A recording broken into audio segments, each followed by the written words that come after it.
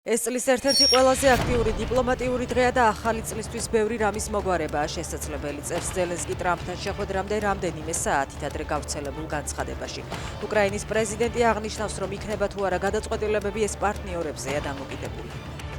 ატომური ენერგიის საერთაშორისო სააგენტოს შუამავლობით უკრაინა და რუსეთი ზაპოროჟიეს ატომური ელექტროსადგურის ტერიტორიაზე დროებით ცეცხლის შეწყვეტაზე შეთანხმდნენ. ზავი დაზიანებული ელექტროგადამცემი ხაზების აღდგენისთვის გამოცხადდა. 2022 წლის მარტიდან სექტემბრამდე კუპიანსკის ოკუპაციის დროს რუსმა სამხედროებმა პოლიციის განყოფილებაში საწამებელი კამერები მოაწყვეს და მშვიდობიან მოქალაქეებს არაადამიანური მეთოდებით გაუსწორდნენ. უკრაინის ნაციონალური პოლიციის ცნობით იდენტიფიცირებულია 18 სამხედრო დამნაშავე, რომლებმაც სულ მცირე 150 ადამიანი დაატყვევეს და მათი ნაწილი დღემდე დაკარგულია. სომხეთის მთავრობა ეკლესიას მიწებს საკუთრებაში უსასყიდლოდ აღარ გადასცემს.